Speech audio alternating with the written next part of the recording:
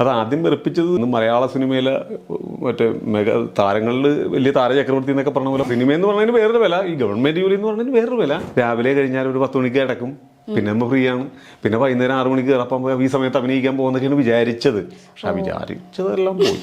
അനിയപ്പ എന്തായി, അനിയപ്പൻ അമ്പലത്തിൽ പൂജയാണെന്ന് പറഞ്ഞല്ലോ, അത് അപ്പം പിന്നെ ഞാനും അങ്ങ് വിട്ടു. പിന്നെ ഞാൻ ഏറ്റവും മോശപ്പെട്ടൊരു കാര്യം കാണിച്ചു. എങ്ങനെയാ ഒരാളെ കടലിനക്കരെ അയക്കണം എന്ന് വിചാരിച്ചിരുന്ന സമയത്ത് അതേ അങ്കദന്റെ വരവ്. എത്ര വർഷമായി ദുബായിൽ വന്നിട്ട് രസമാണല്ലേ. സീറ്റില്ലാണ്ട് അവൾ കോഴിക്കോട് നിന്ന് ബസ്സിൽ നിന്ന് വരുന്ന ആലുവെത്തിപ്പോ ഒരാൾ വായിക്കണു കലാപ്രതിഭ അനിയപ്പൻ. ദുബായിൽ വന്നിട്ട് എവിടെ ചെന്നാലും ഈ കടിച്ചുപറിയാണേ. ഈ കടിച്ചുപറി കണ്ടിട്ട് ജാഗിയാരിക്ക് സഹിക്കണില്ല. ഇത്തിരി പുളിശ്ശേരി കിട്ടുമോ എൻ്റെ ഭഗവാനേ എന്ന് നിരീച്ചിങ്ങനെ ഇരിക്കുമ്പോഴാ പിറ്റേ ദിവസം ഒരമ്മ.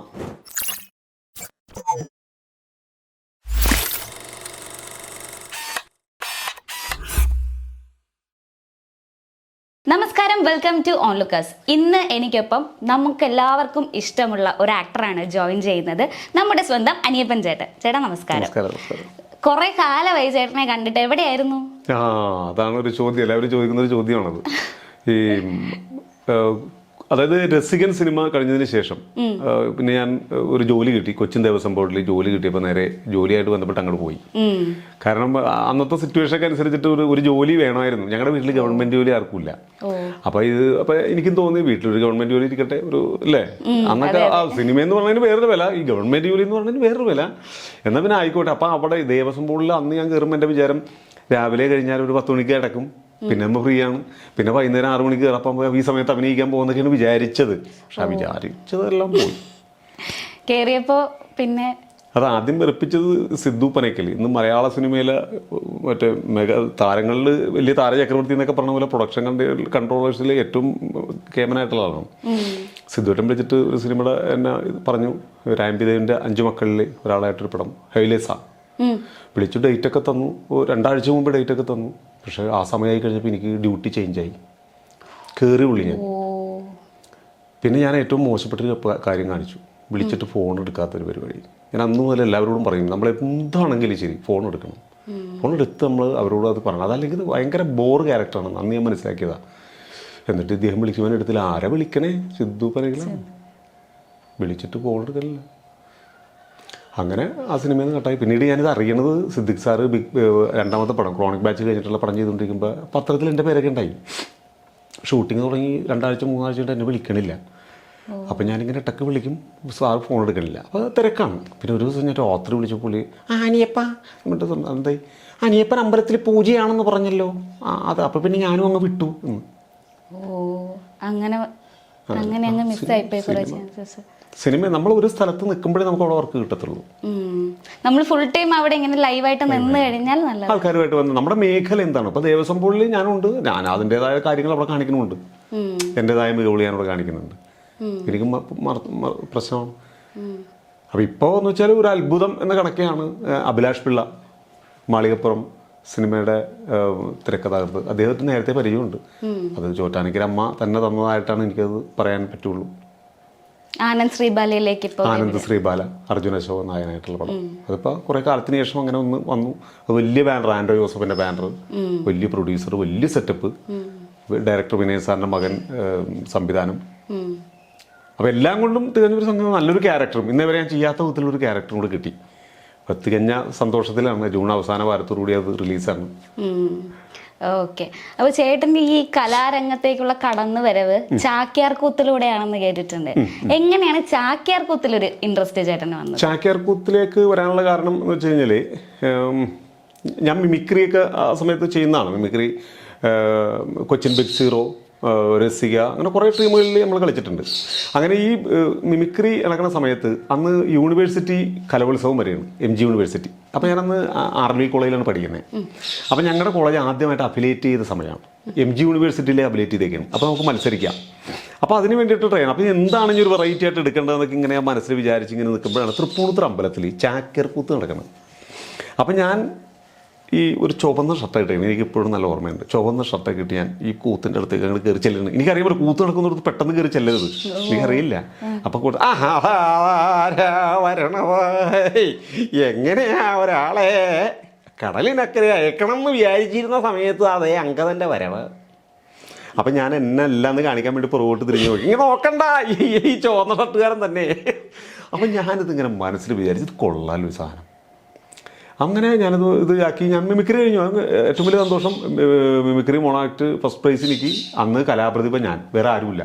സാധാരണ ഡാൻസുകാരൊക്കെ ആണല്ലോ കലാപ്രതിഭ തന്നെ. ഇതവരെ ആരുമില്ല, പൊട്ടം കടിച്ച്. അതിൻ്റെ രസമാണ്.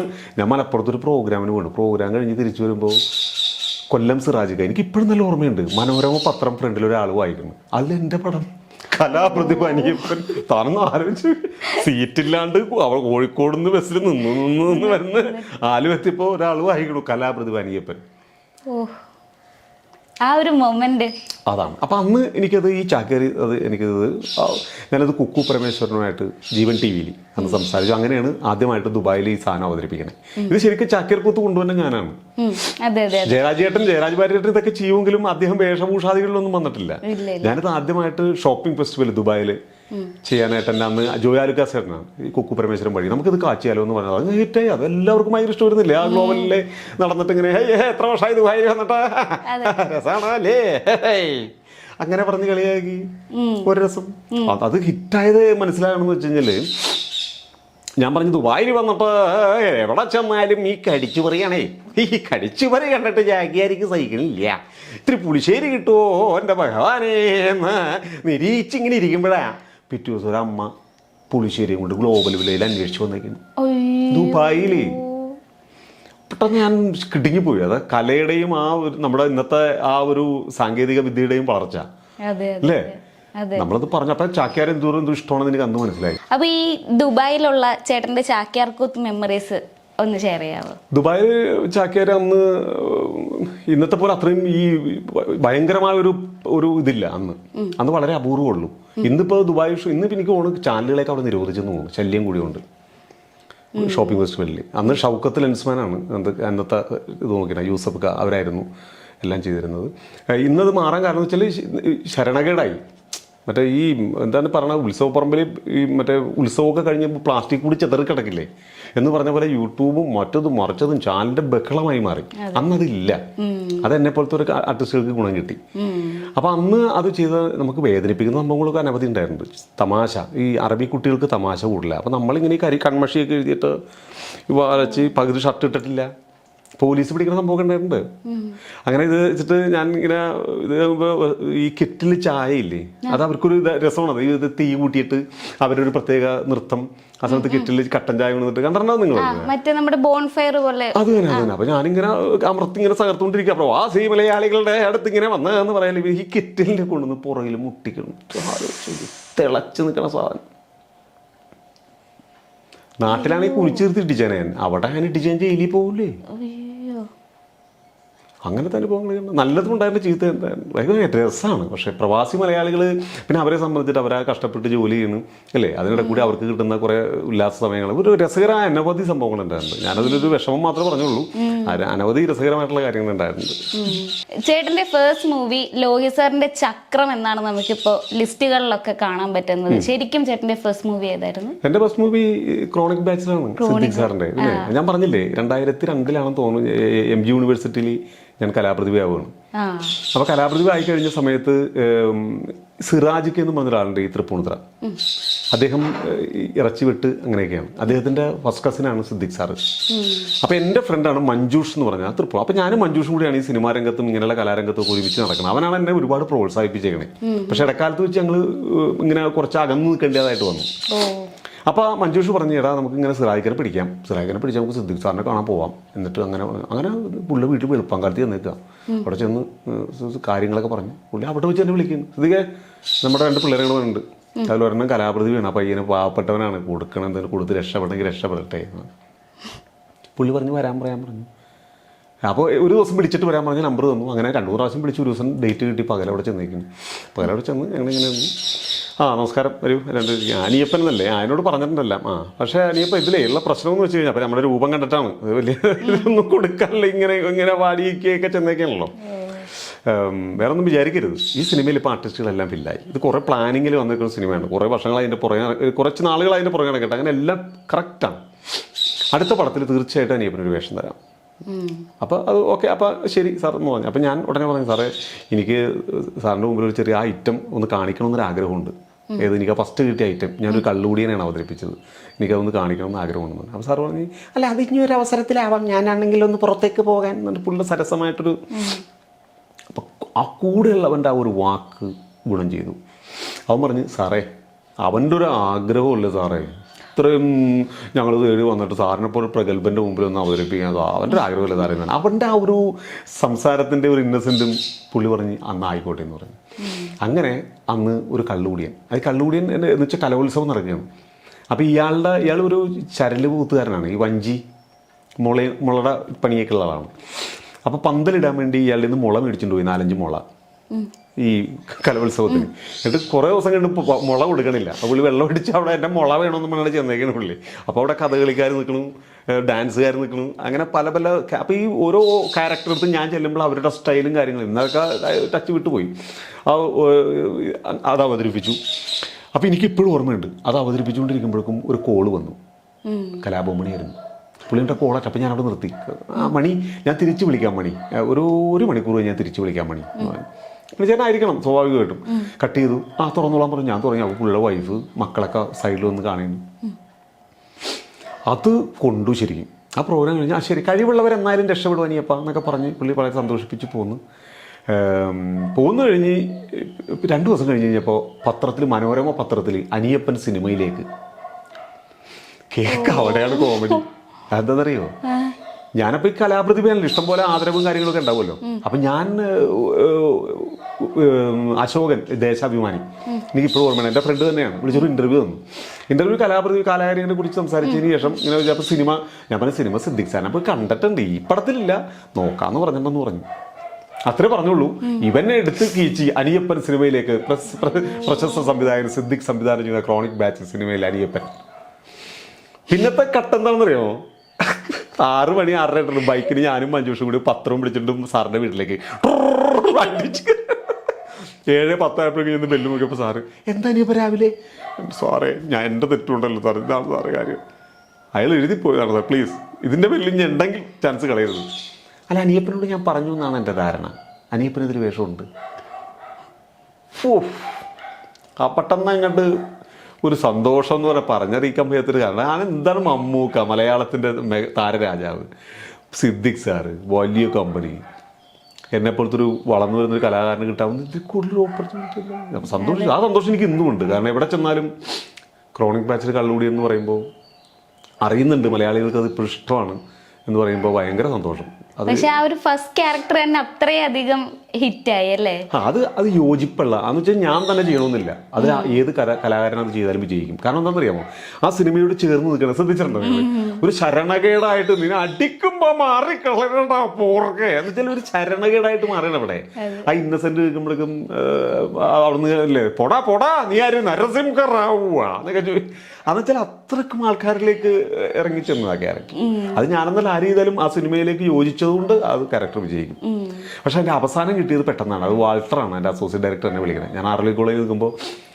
നീ എവിടെയുണ്ട് ഞാൻ കോളേജിലുണ്ട് വേഗം ഫാസിൽ സാറിൻ്റെ വീട്ടിലേക്ക് പോവാം എന്താണ് അതൊക്കെ പിന്നെ പറയും വേഗം പോകണമെന്ന് പറഞ്ഞു അവിടെ ചെല്ലുമ്പോൾ പറയുന്ന പടം തീരണ എൻ്റെ ഡയലോഗിലാണ് അപ്പോൾ ഞാൻ നിൽക്കണ പോണ അവിടെ മമ്മൂട്ടിയുണ്ട് മുകേഷ് ചേട്ടൻ എല്ലാവരും ഉണ്ട് പാച്ചിക്കനെ ആദ്യമായിട്ട് കാണുന്നു എനിക്ക് ആദ്യം പ്രതിഫലം തന്നെ പാച്ചിക്കാണ് അങ്ങനെ അത് മറക്കാൻ പറ്റില്ല ഞാൻ എപ്പോഴും ഓർക്കാറുണ്ട് ആ ഒരു സീനാണ് ചേട്ടൻ എല്ലാവരും ഓർത്തിരിക്കുന്ന ഒരു സീനും ആ ഒരു സീൻ അത്രയും കംപ്ലീറ്റ് ആയത് നിങ്ങൾ 3 പേരും തമ്മിലുള്ള ആ ഒരു കെമിസ്ട്രി അത്രയധികം വർക്ക്ഔട്ട് ആയിട്ടാണ് ഇന്നസെന്റ് സാറും ചേട്ടനും ഹരിശ്രീ അശോകൻ ചേട്ടനുമായിട്ടുള്ള അപ്പോൾ നിങ്ങളുടെ ആ കെമിസ്ട്രി എങ്ങനെയാണ് വർക്ക്ഔട്ട് ആക്കിയെടുത്തത് എന്ന് വെച്ചാൽ ഇന്നസെന്റ് ചേട്ടൻ അതിൽ ഭയങ്കരമായിട്ട് ഹെൽപ്പ് ചെയ്തു ഹരിശേഷനും ചേട്ടനും ഇന്നസെന്റിന്റെ ഒരു പ്രത്യേകത എന്ന് വെച്ചാൽ ഏതൊരു കലാകാരനാലും വലിപ്പോ ചെറുപ്പം നോക്കൂല ആ സീൻ ഭംഗിയാക്കാൻ അദ്ദേഹം നോക്കുള്ളൂ അത് അദ്ദേഹത്തിൻ്റെ ഒരു വലിയ ഒരുപാട് കലാകാരന്മാർക്ക് ഉണ്ടാകും ഗുണം. പക്ഷേ ഇന്നസെൻ്റ് ചേട്ടൻ എന്നെ ഹെൽപ്പ് ചെയ്തു.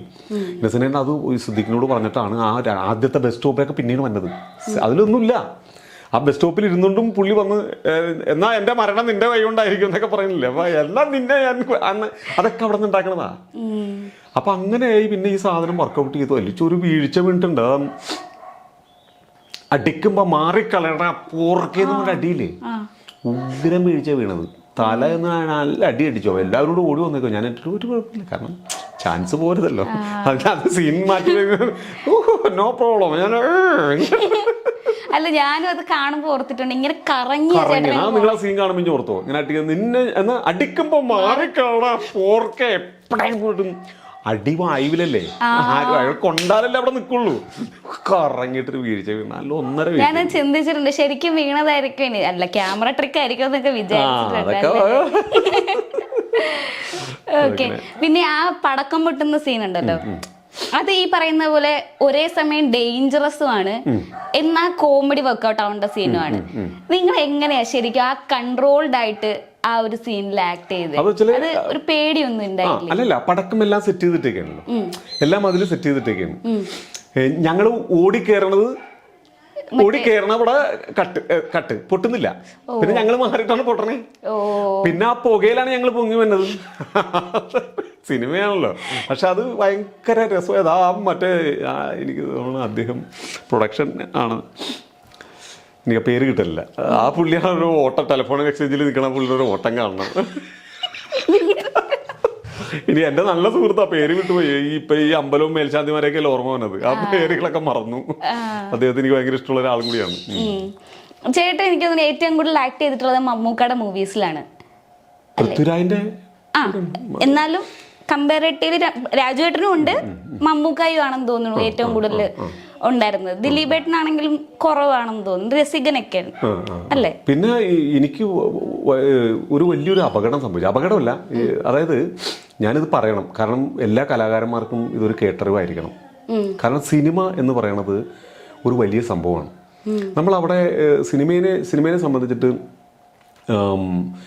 പ്രൊഡക്ഷൻ കൺട്രോളേഴ്സ്, മാനേജർമാർ, അവർ പറയുന്ന കാര്യങ്ങൾ അത് കുറച്ച് റെസ്പെക്റ്റ്, ബഹുമാനമൊക്കെ നമുക്ക് വേണം. കാരണം സിനിമ എന്ന് പറഞ്ഞാൽ കുറേ കൂട്ടായ്മയുടെ കാര്യമാണ്. ഞാൻ ക്രോണിക് ബാച്ചിൽ സിനിമ കഴിഞ്ഞിട്ടിരിക്കുന്ന സമയത്ത് മമ്മൂക്കായിട്ട് നല്ല ബന്ധമായിരുന്നു. മമ്മൂക്കനെ വിളിക്കും, എനിക്കിപ്പോഴും ഓർമ്മയുണ്ട്. ഒരിക്കലും ഞാൻ മമ്മൂക്ക ഞാൻ കള്ളുകൂടിയനാണ്, കള്ളുകൂടിയാണല്ലോ അരിയപ്പ്. അങ്ങനെ എന്നെ അമ്മയിൽ മെമ്പർഷിപ്പ് എടുക്കാനും ആദ്യം പറഞ്ഞതും പിടിച്ചതും ഒക്കെ അതൊക്കെ ഭയങ്കര രസമാട്ടോ സംഭവം. അപ്പോൾ ഈ ക്രോണിക് ബാച്ചിൽ കഴിഞ്ഞ് നിൽക്കുന്ന സമയം ദേഹമായിട്ട് അപ്പം ഞാൻ ഈ നേരത്തെ പറഞ്ഞ ഷോപ്പിംഗ് ഫെസ്റ്റിവലിൽ ചാക്യാരൊക്കെ കഴിഞ്ഞ് വന്ന് ചാക്യാരൊക്കെ പുള്ളി കാണുന്ന ആളാണ്. അപ്പോൾ ആ സമയത്ത് അതിൻ്റെ വിശേഷങ്ങൾ എത്ര ദിവസം എടുത്ത് എങ്ങനെയൊക്കെ ആയിരുന്നു, നമുക്ക് കൈരളിൽ ഒരു പ്രോഗ്രാം തുടങ്ങാൻ പറ്റുമോ എന്നോട് ചോദിച്ചു പുള്ളി. ഞാൻ പറഞ്ഞു അന്ന് നമുക്ക് ഒരു പുള്ളുവും പാട്ടും വെച്ചിട്ട് നമുക്ക് സമകാലീന വിഷയങ്ങൾ ചെയ്യുന്നൊരു സാധനം ആലോചിക്കാം എന്ന് പറഞ്ഞു. ഏത് പുള്ളുവും പാട്ടില്ല, എനിക്കെന്തോ വേണം എൻ്റെ ഏഷ്യമ്മ, അത് വെച്ചിട്ട് സമകാലീന വിഷയങ്ങൾ വാർത്തക്ക് മുമ്പ് പോലെ എന്തെങ്കിലുമൊക്കെ ചെയ്യാം എന്നൊക്കെ പ്ലാൻ ചെയ്ത് സാറിന് ഭയങ്കര ഇഷ്ടപ്പെട്ടത്, കൈരളിയായിട്ട് ബന്ധപ്പെട്ടത് ചെയ്യാമെന്നൊക്കെ പറഞ്ഞു. ഇങ്ങനെ നിൽക്കുന്ന സമയത്താണ് വജ്രം എന്ന് പറഞ്ഞ സിനിമയിലേക്ക് എനിക്കൊരു കോൾ വരും. പ്രമോദ് പപ്പൻ സാറിൻ്റെ പടം വജ്രം സിനിമയിൽ നമ്മൾ വിളിച്ചേക്കാണ്. അങ്ങനെ ഞാനും മഞ്ജുഷും കൂടി അവിടെ ചെന്നേക്കാണ്. അപ്പോൾ അവിടെ ഉദാഹരണത്തിന് എങ്ങനെയായാലും മമ്മൂക്ക പറഞ്ഞിട്ട് അല്ലെങ്കിൽ മമ്മൂക്കയുടെ പടത്തിൽ ഞാൻ ഉണ്ടായെന്ന് അറിഞ്ഞിട്ടായിരിക്കണം എന്നെ വിളിച്ചേക്കണത്. ചിന്തിക്കണം, അവിടെയാണ് നമ്മൾ കലാകാരന്മാർ, വളർന്നു വരുന്ന കലാകാരന്മാർ ശ്രദ്ധിക്കേണ്ട കാര്യം. അങ്ങനെ ഞാൻ അവിടെ ചെന്ന് എനിക്ക് റൂം തന്നു. റൂമൊക്കെ കഴിഞ്ഞ് ഞങ്ങൾ നേരെ സെറ്റിലെത്തി ആദ്യം കാപ്പി കുടിച്ചു. അതിന് മേക്കപ്പ് ചെയ്യാനൊക്കെ പറഞ്ഞു, ഡ്രസ് കോസ്റ്റ്യൂം ചേഞ്ചൊക്കെ ഇങ്ങനെ പറഞ്ഞു. അതൊക്കെ ഇട്ട് കഴിഞ്ഞപ്പോഴേക്കും അസിസ്റ്റൻ്റ് വന്നു, കഥ പറഞ്ഞ്. അപ്പോൾ എന്താണ് അപ്പോൾ വേറെ ആൾക്കൂട്ടം അവിടെ ഇടി നടക്കാൻ പോകാം. മമ്മൂക്ക എൻട്രി ചെയ്യുന്നു. അടിയിലിട്ടുണ്ടോടാ നീ ചോദിച്ചിട്ടുണ്ട്. എൻ്റെ മുണ്ട് പിരിഞ്ഞെടുക്കുന്നു. അദ്ദേഹത്തിൻ്റെ വെള്ള മുണ്ട് മാറ്റി കയ്യിൽ മുണ്ട് കൊടുത്തിട്ട് പിന്നെ ഫൈറ്റാണ്. അപ്പോൾ അത് കഴിഞ്ഞിട്ടൊന്നുമില്ല, അത്രേ ഉള്ളൂ. അല്ല ഞാൻ പിന്നെ ഏതെങ്കിലും സീനിൽ ഈ ക്യാരക്ടർ വരുന്നുണ്ടോ? ഇല്ല, അത്രേ ഉള്ളൂ. നിങ്ങളുടെ ആ മുണ്ടെടുത്ത് വെക്കുന്നു, അത്രേ ഉള്ളൂ. സീനിൽ അത്ര എഴുതി വെച്ചിട്ടുള്ളൂ, ഇനി നിങ്ങൾക്കില്ല. അപ്പോൾ എനിക്കൊരു നിരാശയായി, കാരണം ഒന്നുമില്ലല്ലോ, ചെയ്യാനായിട്ട് ഒന്നുമില്ലല്ലോ. അപ്പോൾ ഞാൻ മനസ്സ് വിഷമിച്ചു. അപ്പോൾ എൻ്റെ കൂടെയുള്ളവനും പറഞ്ഞു, നിനക്ക് വേറെ പണിയൊന്നും ക്രോണിക് ബാച്ചിൽ കള്ളുകൂടി ഇത്രയും ആയിട്ട് വന്ന് പോസ്റ്ററിൽ വരെ വന്ന് ആദ്യത്തെ പടത്തിൽ പോസ്റ്ററിൽ വരെ ഉണ്ട്. ഇത് എന്തെങ്കിലും തോണയൊക്കെ പറഞ്ഞു കൊടുത്ത് ചെയ്തിട്ട് മണ്ടത്തരം കാണിക്കില്ല കേട്ടോ. അതൊരു ചതിയായി പോയത്. ഒരിക്കലും നമ്മൾ ചെയ്യാൻ പാടില്ല അത്. കാരണം മമ്മൂക്ക എന്ന് പറയുന്ന താരത്തെ വന്ന് ഇത്രയുള്ള സാധനം എന്ന് പറയുമ്പോൾ പുള്ളി അത് വലിച്ചു നീട്ടും. അല്ലെങ്കിൽ അതിലേക്ക് എന്തെങ്കിലുമായിട്ട് എൻ്റർ ചെയ്യാം, അല്ലെങ്കിൽ നമ്മുടെ പെർഫോമൻസ് കൊണ്ട് തന്നെ പ്രമോദ് പൊപ്പൻ സാർ അത് ഡെവലപ്പ് ചെയ്യും. അപ്പം എൻ്റെ സമയദോഷം എന്തോ അനുഭവിക്കാനുള്ള യോഗമില്ല എന്ന് വേണമെങ്കിൽ പറയാവുന്നത്. അത്രക്കും വിഷമം എനിക്ക് പിന്നീട് അത് ആലോചിക്കുമ്പോൾ. എന്നിട്ട് അമ്മൂമ്മക്ക് സീരിയസ് ആണ് എന്ന് പറഞ്ഞിട്ട് ഞാൻ അവിടെ നിന്ന് സെറ്റിൽ നിന്ന് പോകുന്നു. സാറ് മമ്മൂക്ക വന്നു കഴിഞ്ഞപ്പോൾ സീൻ എടുക്കുന്നില്ല, അവൻ വേഷം ചെറുതാണ്. ആ സ്വാഭാവികമായിട്ട് അങ്ങനെയല്ലേ പറയുള്ളൂ, വേഷം ചെറുതായിട്ടുണ്ടാവും പോകുന്നില്ലേ പറയൂ. ആ വഴക്ക് സാറിനുണ്ടായി. പലപ്പോഴും ഞാൻ സാറിനോട് അടുത്തേക്ക് ചെല്ലുമ്പോഴൊക്കെ സാറും മാറിക്കളയും. ഞാനിതുപോലെ തന്നെ സേതുരാമയ്യ CBIയിലൊരു ഓട്ടോറിക്ഷക്കാരൻ്റെ വേഷം ചെയ്യാനായിട്ട് അവിടെ ചെന്ന് കഴിയുമ്പോൾ സാർ ഇരിക്കേണ്ടത് ഞാനവിടെ ചെന്ന് തൊഴുത്. അതെന്ന് വെച്ചാൽ സാറിനെ കുറ്റം പറഞ്ഞിട്ട് കാര്യമില്ല. സാറ് ചിലപ്പോൾ പറഞ്ഞിട്ടുണ്ടാവണം, അല്ലെങ്കിലും അവരൊക്കെ ആരാണ്, ആ ഒരു കുഞ്ഞു ക്യാരക്ടറാണെന്ന് പറഞ്ഞ് ഞാൻ പോരുമ്പോൾ എനിക്ക് എൻ്റെ പ്രിയപ്പെട്ട വളർന്നു വരുന്ന താരങ്ങളോട് ഒന്നേ പറയാനുള്ളത്, നമ്മൾ വേഷം ചെറുത് നോക്കരുത്. ഏത് കുഞ്ഞു വേഷമായിരിക്കും നമുക്ക് ഗുണം ചെയ്യണമെന്ന് പറയാൻ പറ്റില്ല. ആരെയും വെറുപ്പിക്കുകയും ചെയ്തു, അത് വലിയൊരു പാഠമാണ്. അത് എൻ്റെ മനസ്സിൽ അന്നും ഇന്നും ഇങ്ങനെ വിഷമത്തോടുകൂടി കിടക്കുകയാണ്. പിന്നെ ഒരു കാര്യം അറിയാം, മമ്മൂക്ക ഇന്നസെൻ്റ് ചേട്ടനൊക്കെ പറഞ്ഞിട്ട് അമ്മയിൽ മെമ്പർഷിപ്പ് എടുക്കാൻ എനിക്ക് പ്രോസ്പെക്ടസ് വന്നു. അന്ന് 15,500 രൂപ, 15,000 രൂപ ഫീസും 500 രൂപ പ്രോസ്പെക്ടസ് ഫീസും എടുത്തില്ല. ഇടവേള ബാബുവിനെ ഇന്നസെൻ്റ് ചേട്ടനെ വിളിച്ചിട്ട് പറഞ്ഞ് 2-3 സിനിമയും കൂടി ആയിട്ട് പോരേന്നും പറഞ്ഞു. ഇന്നേ വരെ എടുത്തിട്ടില്ല. പക്ഷേ ഇടവേള ബാബു ചേട്ടൻ എല്ലാ വിശേഷങ്ങളും എനിക്ക് മെസ്സേജ് ചെയ്യും. അമ്മയുടെ നടക്കുന്ന കാര്യങ്ങളൊക്കെ എനിക്ക് അദ്ദേഹം മെസ്സേജ് ചെയ്യും. മെമ്പർഷിപ്പ് എനിക്ക് എടുക്കാം, എത്ര ക്യാരക്ടർ കഴിഞ്ഞാൽ എടുക്കാം. പക്ഷെ നമ്മുടെ അതാണ് പ്രവൃത്തികൾ. പിന്നെ നല്ലത് പറഞ്ഞു തരാൻ എനിക്കൊരു കൂട്ടുകാരുണ്ടായിരുന്നില്ല. സിനിമയിൽ എപ്പോഴും അതൊക്കെ ശ്രദ്ധിക്കണം. നല്ലത് കാര്യം എന്താണ് ചെയ്യേണ്ടത്, എങ്ങനെ ചെയ്യണം. എനിക്കന്നൊരു കൂട്ടുകാരില്ലായിരുന്നു. ഞാനൊന്നും ഓരോരുത്തരും ഞാനിങ്ങനെ അമ്പലത്തിൽ ജോലി ചെയ്തുകൊണ്ടിരിക്കുമ്പോൾ നിങ്ങളെ ക്രോണിക് ബാച്ച് ചെയ്തില്ല, സത്യം, ആ പൃഥ്വിരാജിൻ്റെ കൂടെ ത്രൂ ഔട്ട് എന്ത് നന്നായിട്ട് ചെയ്തതാണ് നിങ്ങൾ, രസികൻ, അങ്ങനെ ഓരോ പടം, വാണ്ടഡ്, മോഹൻലാൽ സാറിൻ്റെ കൂടെയുള്ള വാണ്ടഡ്, ഞങ്ങൾ 4 പേര് നായകന്മാരായിട്ടുള്ള പടം. എന്നിട്ട് എന്ത് പറ്റിയെന്ന് ചോദിക്കുമ്പോൾ എനിക്ക് ഭയങ്കര വിഷമം. അപ്പം അത് മറക്കാനാകാത്ത. അപ്പം ഇത് വളർന്നു വരുന്ന തലമുറകളോട് പറയാനുള്ളൊരു കാര്യം ഇതാണ്, ഒരു മെസ്സേജ് പോലെ. അതെ, കാരണം നമ്മളും ഈ പറയുന്ന പോലെ ചേട്ടൻ്റെ കുറച്ച് ക്യാരക്ടേഴ്സേ ഉള്ളെങ്കിലും ഒരുപാടൊന്നും വേണ്ട എന്ന് തെളിയിക്കുന്ന ഒരു ആക്ടറാണ് ചേട്ടൻ. ഒരുപാട് ക്യാരക്ടേഴ്സ് ഒന്നും വേണ്ട ഒരാളിനെ അറിയാൻ വേണ്ടിയിട്ട് എന്ന് തോന്നിപ്പിക്കുന്ന ഒരു ആളാണ് ചേട്ടൻ. പക്ഷെ ചേട്ടൻ ഇങ്ങനെ കുറച്ച് കയ്യബദ്ധങ്ങളല്ല, അത് നമുക്ക് വിവരമില്ലായ്മ തന്നെ അതിനെ പറയണം. പിന്നെ ഞാൻ നേരത്തെ പറഞ്ഞ പോലെ നല്ല സുഹൃത്തുക്കളില്ല.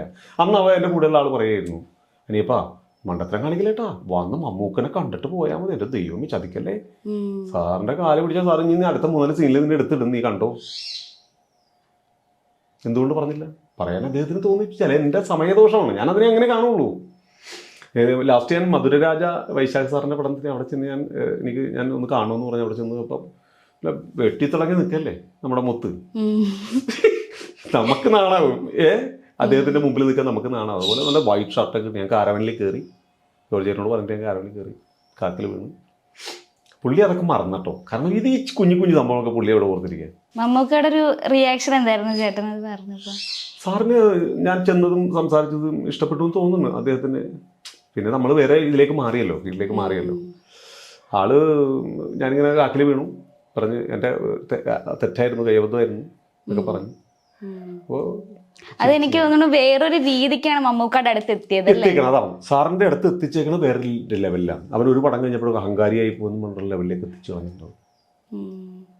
അതൊരു വല്ലാത്തൊരു കൈപ്പോയി. കാരണം അദ്ദേഹം എത്ര കലാകാരന്മാരെ രക്ഷിച്ചേക്കണോ, അദ്ദേഹം എത്ര മിമിക്രിക്കാരെയാണ് അദ്ദേഹം സിനിമയിലേക്ക് കൊണ്ടുവന്നേക്കുന്നത്. ബാക്കിയുള്ളവൻ രക്ഷപ്പെട്ടിട്ടുണ്ട്. മമ്മൂക്കൊക്കെ ഒരു പ്രത്യേക ടെലിവിഷനിലെ കുഞ്ഞു പരിപാടികൾ, നമ്മുടെ ഇന്റർവ്യൂ വേണമെങ്കിൽ പുള്ളി കാണും. മമ്മൂക്ക അത് കാണുന്നിട്ട് അതാണ് അദ്ദേഹം. കണ്ടില്ലേ, ഇപ്പൊ ലാസ്റ്റത്തെ ഇന്റർവ്യൂവിലും അദ്ദേഹം പറഞ്ഞിട്ടില്ലേ, എൻ്റെ അവസാനം എനിക്കെന്ന് വെച്ചാൽ എൻ്റെ എല്ലാം എനിക്ക് സിനിമയാണ്, എൻ്റെ ജീവവായു സിനിമയാണ്, ആക്ഷനും കട്ടും എൻ്റെ സിനിമയാണ്. അത്രയ്ക്ക് വലിയ ആ താരരാജാവിൻ്റെ അടുത്ത് അവിടെ നിന്നാണ് എനിക്കൊരു അദ്ദേഹം ഇപ്പോൾ ഓർക്കുന്നുണ്ടോ എന്തോ, അതൊരു വലിയ വിഷമമാണ്. അതേതായാലും ഈ ഒരു ചാനലിൽ കൂടി ഞാൻ വീണ്ടും ഞാൻ മാപ്പ് പറയുന്നത്, അല്ലാതെ അതിൽ കൂടുതൽ എനിക്കൊന്നും പറയാൻ പറ്റില്ല. ചേട്ടനൊരു പക്ഷേ ചില തീരുമാനങ്ങൾ അങ്ങോട്ടും എടുത്തത് മാറിപ്പോയത് കൊണ്ടാണ് ഇങ്ങനെ ഇപ്പൊ സിനിമ ഇല്ലാത്തതെന്നാണ്. തീർച്ചയായും. പിന്നെ ദേവസ്വം ബോർഡിലേക്ക് പോയത്, ഗവൺമെന്റ് ജോലി നല്ലതാണ്. ഈ കൊറോണ സമയത്തൊക്കെ നമുക്ക് അതേ ഉണ്ടായിരുന്നുള്ളൂ, മനസ്സിലായത്. ഗവൺമെന്റ് ജോലി കിട്ടുന്ന നല്ല കാര്യം, അത് സംശയമില്ലാത്ത കാര്യം തന്നെയാണ്. പക്ഷെ സിനിമ ഒരു കല, ഇതൊക്കെ ഉള്ളിലുള്ളവൻ ഒരിക്കലും അടങ്ങിയിരിക്കില്ല. ഞാനിങ്ങനെ പെട്ടൊരു ഗുഹയിൽ കിടക്കുക. അപ്പൊ അതാണ് ഞാൻ പറഞ്ഞ അഭിലാഷ് പിള്ള അങ്ങനെ വന്നിട്ടാണ് ഈ ആനന്ദ് ശ്രീബാലയിൽ എത്തിപ്പെടുന്നതും ഇനിയിപ്പോൾ അടുത്ത മൂവികൾ വരാൻ പോകുന്നു. അതൊന്നും നമുക്ക് അനൗൺസ് ചെയ്യണ്ട, വരാൻ പോകുന്നു. ഏതായാലും നമുക്ക് നല്ലത് പ്രതീക്ഷിക്കാം. എൻ്റെ കാരണന്മാരുടെയും ദൈവത്തിൻ്റെയൊക്കെ അനുഗ്രഹം കൊണ്ട് നമുക്ക് ഈ സിനിമ റിലീസാവുന്നതോടുകൂടി സിനിമകൾ, പിന്നെ നിങ്ങളെപ്പോലെയുള്ള യൂട്യൂബ് ചാനലുകൾ ഞങ്ങളെപ്പോലുള്ള കുഞ്ഞു കലാകാരന്മാരെ ഇങ്ങനെ പ്രോത്സാഹിപ്പിക്കുമ്പോൾ ഇത് മറ്റുള്ളവർ കാണുമ്പോൾ, ഈ ഇന്റർവ്യൂ കണ്ടിട്ട് എന്തായാലും ചേട്ടന് ഒരുപാട് റോൾസ് കിട്ടട്ടെ എന്ന് ആഗ്രഹിക്കുകയാണ്. ഞാൻ ഇപ്പൊ ഇവിടെ വന്നിരിക്കുമ്പോൾ ആത്മാർത്ഥമായിട്ട് ആഗ്രഹിച്ചു പോവാണ്. കാരണം എനിക്കറിയില്ലായിരുന്നു ഇങ്ങനെ ഒരു സ്റ്റോറി ചേട്ടന് ഉണ്ടെന്ന് അറിയില്ലായിരുന്നു. പലർക്കും അറിയില്ലായിരിക്കാം ഇങ്ങനെ മാറിപ്പോയതാണ്. എനിക്ക് തോന്നുന്നു ഞാൻ ആദ്യമേ ചേട്ടൻ്റെ അടുത്ത് ചോദിക്കാൻ ഉദ്ദേശിച്ചിരുന്ന ചോദ്യവും സെലക്റ്റഡ് ആയിട്ട് മൂവി ചെയ്താൽ മതി എന്ന് വിചാരിക്കുന്നത് കൊണ്ടാണോ ചേട്ടൻ മൂവി ചെയ്യാത്തത് എന്നായിരുന്നു ഞാൻ ചോദിക്കാനിരുന്നത്. അല്ല, എനിക്ക് ഞാൻ ചെയ്ത ആ ക്യാരക്ടറിന്റെ വിജയങ്ങൾ ഞാൻ ചോറ്റാനിക്കര അമ്പലത്തിൽ നടകാവലായിട്ടൊക്കെ ജോലി ചെയ്യണത്. നിങ്ങൾ കൗണ്ടർ ജോലികൾ മാറി മാറി വരും. അപ്പം നടക്കൽ ചെയ്തുകൊണ്ടിരിക്കുന്ന സമയത്ത് ഈ തൊഴുതുകൊണ്ട് വരുന്നവർ സീരിയസ് ആയിട്ട് എന്ന് വെച്ചാൽ അമ്മയുടെ മുമ്പിൽ അവരുടെ സങ്കടങ്ങളും വിഷമങ്ങളും ഇങ്ങനെ പറഞ്ഞ് ഇങ്ങനെ ഇരിക്കുമ്പോഴേക്കും ഇങ്ങനെ എന്നെ നോക്കി കാണുന്നത്. അപ്പം ഇങ്ങനെ അതൊക്കെ ഇപ്പോഴും എനിക്കൊരു ക്ലോസ് പോലെ, അതായത് അവരെ കള്ളുകൂടി കൊടുത്തിട്ട് എടി കുടിയേറ്റ് മറ്റേ ഓ അമ്മേ അതൊക്കെ എൻ്റെ ഇങ്ങനെ ഒരു ഇത് ക്ലോസ് കിടക്കണം എൻ്റെ മനസ്സിൽ. അപ്പൊ നമ്മൾ ഇഷ്ടപ്പെടുന്നവരുണ്ട്. നമ്മൾ വീണ്ടും ഇപ്പോഴും ഇന്ന് കൂടി തൊഴാൻ വന്ന ഒരാൾ പറയും, നിങ്ങൾ ഇങ്ങനെ ഇരിക്കണ മോശമാണ് ടണ്ണ, നിങ്ങൾ സിനിമയിൽ വായോ, നിങ്ങൾ ആരെങ്കിലും കൈയും കാലും പിടിച്ചിട്ട് നിങ്ങൾ വാങ്ങണ. ഇപ്പൊ പഴയതുപോലെയല്ല, സിനിമ മാറി. സിനിമ ഇപ്പൊ ഒക്കെ ഇതല്ലേ, സിനിമയുടെ ഭയങ്കരമായിട്ട് മാറി. സിനിമയുടെ സുവർണ്ണ കാലഘട്ടത്തിലൂടെയാണ് ഇപ്പൊ നമ്മൾ പോയിക്കൊണ്ടിരിക്കുന്നത്. പണ്ട് കാലത്ത് നമ്മൾ വലിയ നായകന്മാരെ പടം നോക്കി പോകും, കുറെ കഴിയുമ്പോൾ ഡയറക്ടേഴ്സിനെ നോക്കി പോകും. ഇപ്പൊ അതൊന്നുമല്ല. ഇപ്പൊ ചെറുപ്പക്കാരന് കഥ നല്ലതാണോ, തിയേറ്ററിൽ നിന്ന് നല്ല റിപ്പോർട്ട് കിട്ടിയോ, കഥയ്ക്ക് മാത്രമാണ് ഇപ്പൊ ഇമ്പോർട്ടൻസ്. എടുക്കുന്ന രീതികൾ ഇപ്പൊ പ്രേമലൊക്കെ കണ്ടില്ലേ? ഞാൻ ഇന്നേ വരെ ഞാനും ഫാമിലി കൂടി പോയി കണ്ടു. എനിക്ക് എന്തോ രസമായെന്നറിയോ, ഇഷ്ടമായിട്ട്. പ്രേമലൊക്കെ ചിരിച്ചിട്ടുണ്ടല്ലോ നമ്മൾ. അതൊക്കെ സിമ്പിൾ സാധനങ്ങളാണ്, പക്ഷെ അത് അതിഗംഭീരമായിട്ടാണ് ചെയ്തേക്കുന്നത്. മഞ്ഞുമൽ ബോയ്സ് ആദ്യത്തെ ആ ഒരു 20 മിനിറ്റ്സ് അങ്ങോട്ട് കഴിഞ്ഞ് കഴിഞ്ഞാൽ മഞ്ഞുമൽ ബോയ്സ് നമ്മളെ വേറെ തലത്തിലേക്ക് കൊണ്ടുപോകല്ലേ. സിനിമയുടെ സുവർണ്ണ കാലമാണ്. അപ്പൊ അതുപോലെ അർജുന അശോകൻ, ആനന്ദ് ശ്രീബാല. അർജുന അശോകന്റെ അത് ചില തമാശയൊക്കെ പറഞ്ഞപ്പോൾ നിന്നിട്ട് അയാൾ സ്ക്രീനിന്റെ ക്യാമറയുടെ മുമ്പിൽ വരുമ്പോൾ പുള്ളി വേറൊരു ലെവലാണ്. ഇതിൽ പുള്ളി ഒരു പോലീസ് ഫാമിലി പോലീസ് മൂവിയാണ്. ഒരു കുറ്റാന്വേഷണ കഥയാണ് ആനന്ദ് ശ്രീബാല. അത് അർജുന അശോകൻ തിമിർത്തിട്ടുണ്ടോ എല്ലാ ആക്ടേഴ്സും. പക്ഷെ അർജുന അശോകൻ നല്ല ഒരു വെടിപ്പായിട്ട് അയാൾ പോലീസ് വേഷം എങ്ങനെ കൈകാര്യം ചെയ്യാന്ന്. പക്ഷെ ഇതിൽ പുള്ളി പോലീസ് അല്ല, അതൊരു കഥ കാണുക, അതൊന്നും പറയുന്നത്. അപ്പൊ ചേട്ടൻ നമ്മൾ നേരത്തെ പറഞ്ഞ പോലെ ചേട്ടന്റെ ഒരുപാട് കണ്ടിന്യൂസ് ആയിട്ട് കണ്ട ഒരു റോളായിരുന്നു ബാലൻ സത്യം സിനിമയില്. ആ ഒരു ക്യാരക്ടർ ചേട്ടനിലേക്ക് എത്തിയത് എങ്ങനെയായിരുന്നു? അതും ഇതുപോലെ തന്നെ ഒരു സന്തോഷമല്ല, സിനിമ അന്ന് നടന്മാരുടെ സമരം നടക്കുന്ന സമയമാണ്. അരശ്രീ അശോകൻ ചേട്ടൻ ചെയ്യേണ്ട വേഷമാണത്. അപ്പൊ ഇതുപോലെ തന്നെ ഒരു ദിവസം ആൻഡ്രോ ജോസഫ് എന്നെ വിളിച്ചേക്കാം, നീ ഇപ്പൊ എവിടെയുണ്ട്? നീ ഒന്ന് ഫ്ലാറ്റിൽ ഒന്ന് വിനയ സാറിനെ കാണാൻ പറഞ്ഞു, അല്ല വീട്ടിൽ വരാൻ പറഞ്ഞു. ഞാൻ വീട്ടിൽ, അപ്പൊ ഞാനും മഞ്ജുഷും അവനുമുണ്ട്. ബൈക്കാണ്, അവന്റെ ഒരു ബൈക്കുണ്ട്, യമഹ എന്തോ ആണ്. മഞ്ജുഷാണ്. അങ്ങനെ അവിടെ ചെന്ന് വിനയ സാർ ഇവിടെ ഇല്ല.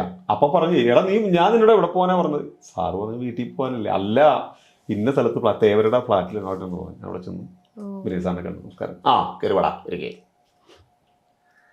എന്നിട്ട് ക്രോണിക് ബാച്ചിനെ അങ്ങോട്ട് പോകാതെ. അപ്പൊ നമുക്ക് എന്നൊക്കെ പറഞ്ഞ സ്റ്റൈലാണല്ലോ. ഇതിൽ ഇതാണ് സംഭവം. അവന്റെ കൂടെ നിൽക്കുന്നു. അപ്പൊ ഞാൻ ചോദിച്ചാൽ അപ്പൊ അതിലൊരു കഥകളി ട്രാക്ക് പിടിച്ചാലെന്ന് ഞാനാ പറയണേ. അപ്പൊ പുള്ളിക്കും അത് ഇഷ്ടപ്പെട്ടു. പുള്ളി അങ്ങനെയാണ് അതൊരു കത്തിബാലൻ എന്നുള്ള ഒരു ലെവലിലേക്ക് വന്നത്. നമുക്ക് ആ ചാക്കേർ കുത്തിത്തേക്ക് ഉള്ളതിന്റെ പേരിൽ അത് ചെറുതായിട്ട് അങ്ങനെ കൊണ്ടുവന്നു.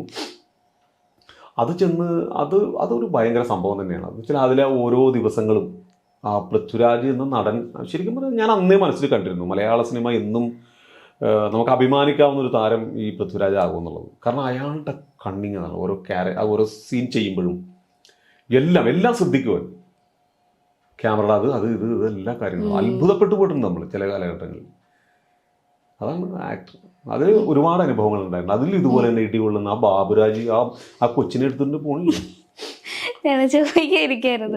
ചിരിപ്പിക്കുകയും ചെയ്തു, കരയിപ്പിക്കുകയും ചെയ്തു. പോട്ടെ, അവന്റെ ഇടി ബാബുരാജ് ഉദ്ദണ്ണം പോലെ ഇരിക്കല്ലേ പണ്ടാണ്. എല്ലാവരും പറയും ക്യാമറ ട്രിക്കാണ്. ഇതൊക്കെ കൊണ്ടുമ്പോ നമുക്കല്ലേ അറിയുള്ളൂ. ബാബുരാജേട്ടെ ശരിക്കും ഇടിച്ച അല്ല അദ്ദേഹത്തിന്റെ കൈ അത് ചില അവരുടെ അടുത്ത് നമ്മളിങ്ങനെ വന്ന് ഇങ്ങനെ കാണിക്കണ പോലെ അല്ല, അവർ വെറുതെ കൈ പോയാൽ മതിയല്ലോ, സൈസായിട്ട് ഇങ്ങനെ നിൽക്കുന്ന ആൾക്കാരല്ലേ അവരൊക്കെ. അതിൽ പിന്നെ ആ സിമെന്റ് പൊടിയും ബഹളവും വലയും അതിൽ കൊണ്ട് വലിച്ചെറിഞ്ഞ് ഇടിച്ച് കണ്ടില്ലേ ആ വെട്ടിക്കൊന്ന് കിട്ടണ സീനൊക്കെ ശരിക്കും കഷ്ടപ്പെട്ടിട്ടുണ്ട് ശരിക്കും. പക്ഷെ അതുപോലെ തന്നെ എനിക്കുള്ള തിയേറ്ററിനേക്കാൾ കൂടുതൽ TV വന്നിട്ട് ആ പടം ഹിറ്റായത്. ശരിയാ. ആ പടം മലപ്പുറം സൈഡിലൊക്കെ ചാനലുകളിൽ എല്ലാ ദിവസവും അത് കിട്ടും. ആ മലപ്പുറം ഭാഗത്തൊക്കെ തൊഴാൻ വന്നവരൊക്കെ കത്തിപ്പാല കത്തിപ്പാല എന്ന് തന്നെ വിളിക്കുന്നത്. എന്റെ വീട്ടില് CD ഉണ്ടായിരുന്നു സത്യം സിനിമയുടെ. അപ്പം ചേട്ടന്റെ സീൻസ് ഒക്കെ എനിക്ക് ആ സമയത്ത് ഓർമ്മയുണ്ട്, ഈ ക്രോണിക് ബാച്ചിലുള്ള സീൻ, പിന്നെ ഈ എല്ലാ സിനിമയിലും കൂടെ കോമഡി സീൻസ് കമ്പൈൻ ചെയ്തിട്ട് CD വരും. അതിലൊക്കെ ഹൈലൈറ്റ് ആയിട്ട് നിൽക്കുന്ന ആളായിരുന്നു ചേട്ടൻ. അതിൽ നസ്രാണി സിനിമയിൽ മമ്മൂക്കട നസ്രാണിയിൽ ഇതുപോലെ വെയിറ്ററാണ്. അപ്പോ അതില് അനിൽ മുരളി ക്യാരക്ടർ, അദ്ദേഹം വന്നിട്ട് പറഞ്ഞു ഇവിടെ സീറ്റ് വലിക്കാൻ പറ്റുമോ? അതിനെന്താ സാറ് വലിക്കും, സാറിന്റെ പൈസ സാറിന്റെ കാര്യം, സാറ് വലിക്കും. അങ്ങനെ പുള്ളി പിന്നെ അടുത്ത് ഇതാണ് പൊട്ടിച്ച് വലിച്ചോണ്ടിരിക്കുമ്പോഴൊക്കെ അവിടെ നിന്ന് ഇവിടെ സീറ്റ് വിളിക്കാൻ പാടില്ലത്. അതെന്നെ വർത്താനാണോ അയാൾ സീറ്റ് വിളിക്കാൻ പാടില്ല. അതിലും ഒരു അടി കൊള്ളുന്നത് അനിൽ മുരളില്ല, അതും അടിയാണ്. അതും ഇത് തന്നെ മാന്യമായിട്ട് കിട്ടിയ അടിയാണ്. ഈ സത്യം ചെയ്യുമ്പോ ചേട്ടൻ ഇപ്പൊ പറഞ്ഞു, എന്റെ ക്വസ്റ്റ്യനും അത് തന്നെയായിരുന്നു. അന്ന് രാജേട്ടന്റെ കൂടെ ആക്ട് ചെയ്യുമ്പോ പുള്ളിയുടെ ഗ്രാഫ് ഇന്ന് നോക്കുമ്പോ ഇന്ത്യൻ ആക്ടേഴ്സിൽ ഒരു ടോപ്പ് 10 എടുത്തു കഴിഞ്ഞാൽ അതിനകത്ത് ഉണ്ടാവും രാജേട്ടന്റെ പേര്. അപ്പൊ ആ ഒരു ലെവലിലേക്ക് രാജേട്ടൻ മാറി. നിങ്ങളുടെ ആ ഒരു സമയത്തെ ആ ഒരു ഗിവ് ആൻഡ് ടേക്ക് ഒക്കെ എങ്ങനെയായിരുന്നു? ലൈക്ക് അന്ന് പൃഥ്വിരാജിന്റെ സ്വഭാവം എന്ന് വെച്ചാൽ അദ്ദേഹം വളരെ കുറച്ചേ സംസാരിക്കുള്ളൂ. പിന്നെ അദ്ദേഹത്തിന് ഇഷ്ടമുള്ളവരും അദ്ദേഹം കുറെ സംസാരിക്കും. പിന്നെ പുള്ളിക്ക് ഈ മമ്മൂക്കയുടെ പോലെ തന്നെ പുള്ളിക്കൊരു പ്രത്യേകത ഉണ്ട്, ഒരു പേഴ്സണാലിറ്റി ഉണ്ടായിരുന്നു. അത് അടിയറവ് കുറക്കാത്തൊരു സാധനം. ആൾക്കാർ പറയുമ്പോൾ ആടെയെന്നൊക്കെ പറയും, ഒന്നുമല്ല, അത് അയാളുടെ ബ്ലഡിലുള്ളതാണ്. ഞാൻ പറഞ്ഞില്ലേ, ഞാൻ ഓരോ സീൻ കാണുമ്പോഴും ഞാൻ മനസ്സിൽ ഇങ്ങനെ ചിന്തിക്കും, ഇത് ഇവിടെയെങ്കിലും പിടിച്ചാൽ കിട്ടണം മുത്തല്ലെന്ന് ഞാൻ അപ്പോഴേ ചിന്തിച്ചവരാണ് പൃഥ്വിരാജ്. ഞാൻ ഉദ്ദേശിച്ചു ആ സത്യം സിനിമയിലെ പോലെ പൃഥ്വിരാജിന്റെ കൂടെ ഒരു ക്യാരക്ടറൊക്കെ വരുമെന്ന് ഞാൻ മനസ്സിൽ പ്രതീക്ഷിച്ചു. പക്ഷെ അപ്പോഴേക്കും എന്തിനും ഇതുപോലെ തന്നെ ബ്ലാക്ക് സിനിമയിൽ അന്ന് ഉദയനാണ് താരം സിനിമയിൽ എനിക്കൊരു വേഷം പറഞ്ഞിരുന്നു അന്ന്. അത് റോഷാൻഡ്രൂസ് സാറ് നേരിട്ട് തന്നെ വിളിച്ചത്. അന്ന് ഇപ്പോൾ പ്രൊഡക്ഷൻ മാനേജർ ഇന്ദ്രൻ ചേട്ടൻ ചെയ്ത വേഷം എനിക്കാണ് ആദ്യം കോൾ വന്നത്. അപ്പൊ ഞാൻ അന്ന് രസികൻ സിനിമ കലൂര് സെറ്റിട്ട് നടന്നുകൊണ്ടിരിക്കുകയാണ്. അപ്പൊ അവിടെ ആ സിനിമയുടെ പൂജ നടക്കണം, ഏത് ഉദയനാണ് താരം. അപ്പൊ അന്ന് എനിക്ക് ഈ ഇത് കാരണം പോകാൻ പറ്റിയില്ല. പിന്നീട് അതുപോലെ തന്നെ ആൻ്റെ ചേട്ടൻ പറഞ്ഞിട്ട് രഞ്ജിത്ത് സാറ് ബ്ലാക്ക് സിനിമയിലേക്ക് അവിടെ ചെന്ന് രഞ്ജിത്ത് സാറിനെ കണ്ടു. അതും ഇങ്ങനെ നടക്കാണ്ട് പോയപ്പോൾ. പക്ഷെ അങ്ങനെ ആ സമയത്തൊക്കെ ഇങ്ങനെ കുറേ വലിയ വലിയ ആൾക്കാരെ കാണലും സംസാരിക്കലും. അതിനിടെ കൂടി ഉദയോൻ സിനിമയിൽ എനിക്ക് അവിടെ വെച്ച് സുബൈർക്ക് ഡേറ്റ് പറയണം എന്നോട്. അങ്ങനെയപ്പോൾ ഒരു 30 ദിവസം ഉദയൻ സിനിമ, അദ്ദേഹം സത്യം സിനിമ കണ്ടു. അങ്ങനെ ഒരു നല്ല കുറെ മൊമെന്റുകൾ ഉണ്ടായിരുന്നു. അതൊക്കെ ഞാൻ നശിപ്പിച്ചെന്നാണോ അല്ലെങ്കിൽ എന്റെ സമയദോഷം കൊണ്ടാണോ എന്താണോ? സമയദോഷമായിരിക്കും. തിരിച്ചു വരും. ഞാൻ ഇടയ്ക്ക് ഇങ്ങനെ ചോറ്റാനിക്കുമ്പോൾ ചോദിക്കും നടയിൽ നിന്നിട്ട്, അമ്മ ഞാൻ വരില്ലേ എന്ന് ചോദിക്കും. അപ്പൊ അമ്മ തലയാട്ടും, വരും. സമയോട് പോയിരിക്കും. ഇല്ല, ഇനിയിപ്പോ എന്തായാലും ഫാസ്റ്റ് ആയിട്ട് എല്ലാ കാര്യങ്ങളും മുമ്പോട്ട് പോവായിരിക്കും. അപ്പൊ ഇന്നിപ്പോ നമ്മൾ നേരത്തെ ചിന്തിച്ച പോലെ തന്നെ പൃഥ്വിരാജിന്റെ വളർച്ച കണ്ടില്ലേ? അതെ അതെ അതെ, കഠിനാധ്വാനമാണ്. പിന്നെ ഈ പറഞ്ഞ പോലെ നമ്മുടെ ഇന്ദ്രൻ ചേട്ടൻ, ഒരുപാട് ആക്ടേഴ്സ് ഇപ്പൊ കോമഡി ചെയ്തിരുന്നവരൊക്കെ സീരിയസിലേക്ക് മാറി. അങ്ങനെ ബാബുരാജ് ചേട്ടൻ ഈ വില്ലനിൽ നിന്ന് കോമഡി ചെയ്യാൻ തുടങ്ങി. അപ്പൊ ഒരുപാട് മാറ്റങ്ങൾ വന്നിട്ടുണ്ട്. ഇപ്പം അങ്ങനെയൊക്കെ ചേട്ടൻ പ്രതീക്ഷിച്ചിട്ടുണ്ടായിരുന്നു ഇപ്പൊ ഈ കോമഡി ചെയ്യുന്ന ഒരു സീരിയസ് ആവും അങ്ങനെയൊക്കെ? അല്ല, സിനിമ മാറിക്കൊണ്ടിരിക്കുക. ഞാൻ നേരത്തെ നമ്മൾ പറഞ്ഞല്ലോ, മലയാള സിനിമയുടെ വേറൊരു തലത്തിലൂടെ പോകണു. ഇപ്പൊ സുവർണ്ണ കാലഘട്ടമാണ്. ഇപ്പൊ ജാഫർക്ക ഹ്യൂമർ മാത്രം ചെയ്തുകൊണ്ടിരുന്ന ആളാണ്. അദ്ദേഹം ട്രാക്ക് മാറ്റി ഇപ്പൊ ഇന്ന് മലയാള സിനിമയിൽ എണ്ണം പറഞ്ഞ നടന്മാരുടെ ഒരാളാണ് അദ്ദേഹം. ഇന്ദ്രൻ ചേട്ടൻ്റെ കൂടെ ഞാൻ ഒരു സിനിമ, ഞങ്ങൾ 3-4 സിനിമ ചെയ്തിട്ടുണ്ട്. എന്നാലും ഒരു സിനിമ റിലീസ് ആവാനുണ്ടത്. അത് ഇതുപോലെ തന്നെ അദ്ദേഹമൊക്കെ നമ്മൾ വിചാരിക്കുന്നതിന് അപ്പോഴും ആ 5-ാം പാതിരയൊക്കെ കണ്ടില്ലേ? 5-ാം പാതിരയിലെ ആ ഇന്ദ്രൻ ചേട്ടൻ്റെ ആ സീനാണ് എപ്പോഴും എല്ലാവരും പറയുന്ന പോലെ. ജാഫർക്ക് എനിക്ക് ഭയങ്കര ഇഷ്ടമാണ്. ജാഫർക്ക് ഭയങ്കര രസമാണ്. ആ ഓംലേറ്റ് ഒക്കെ ഉണ്ടാക്കണതും ആ മക്കൾക്ക് കൊടുക്കാൻ പോണതും ആ മക്കളെ സ്നേഹിക്കണതും. ഞാൻ കരഞ്ഞിട്ടുണ്ട് തിയേറ്ററിലെ അതിന്റെ പെർഫോമൻസ് ഉണ്ട്. ഇത്തിരി ലൈവ് അല്ലേ, ഞാനവിടെ ഓരോ കാര്യങ്ങൾ പറഞ്ഞിട്ട് വർക്ക് ചെയ്തിട്ട് രസമായിട്ട് ചെയ്തിട്ടുണ്ട്.